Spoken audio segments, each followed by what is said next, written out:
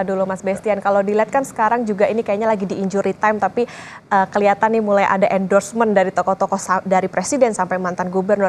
Apa yang bisa dicermati dari data ini? Iya, benar Okta. Jadi makin mendekat hari pemilihan, ini makin banyak sekali aksi-aksi yang terjadi di dalam kontestasi politik Pilkada 2024 kali ini. Nah, yang menjadi menarik adalah bagaimana sekarang Pak Jokowi sudah turun gunung, kemudian kita lihat juga Anies Baswedan juga, semuanya terlibat di dalam Pilkada Jakarta. Nah, kalau berdasarkan data yang kami himpun di awal November yang telah kami publikasikan, benar bahwa memang tokoh-tokoh ini punya peran, punya pengaruh di dalam sebagai pertimbangan bagi para pemilih di Jakarta. Misalnya di sini dikatakan Pak Joko Widodo itu dari 100 responden yang kami himpun, itu paling tidak 46,6% akan mempertimbangkan.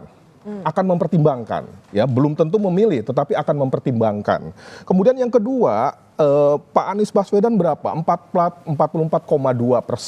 ya relatif agak mirip lah, agak dekat lah bahwa kemudian di sini juga Pak Prabowo 49,7%. Nah ini mau menceritakan bagaimana sebenarnya para pemilih di Jakarta itu menjadikan memberikan ruang bagi para yang kita sebut dengan political endorsement ini, yaitu Pak Presiden, Pak Anies, atau mungkin Pak Ahok dan juga Pak Prabowo di dalam pilkada kali ini.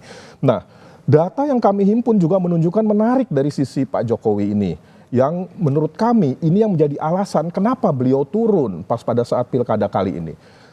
Dari hasilnya mengatakan begini, Okto, bahwa dari 100% yang tadi 46% pemilih Jokowi itu dari 100%-nya ternyata 42% itu menjatuhkan pilihan pada siapa? Pada Pak Ridwan Kamil dan Suswono Dharma, ya. Nah, itu satu. Kemudian yang kedua Pak Pramono berapa? 36%.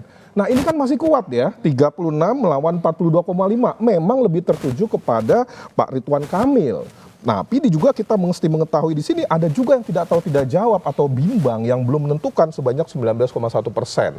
Nah, kepentingan dari political endorsement ini, turunnya Pak Jokowi ini saya pikir dalam upaya untuk mengakumulasikan suara-suara pemilih dari dua hal.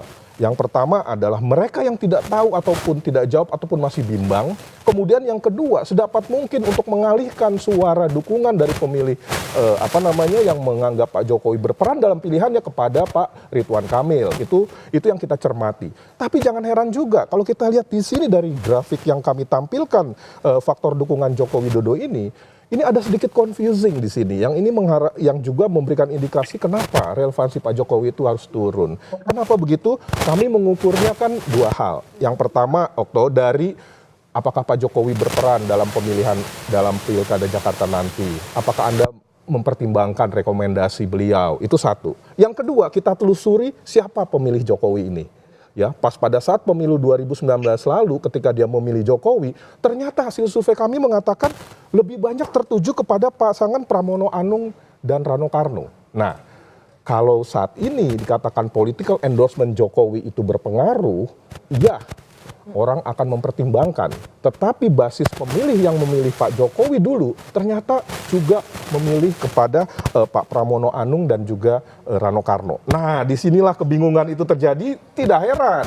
Ini harus diyakinkan, ya harus diyakinkan. Caranya adalah ya sudah turun mengatakan bahwa saya terang-terangan endorse-nya tadi itu ya. Persis gitu, Okto. Okay. Itu penggambaran sekilas terhadap peran Pak Jokowi dalam pilkada kali ini.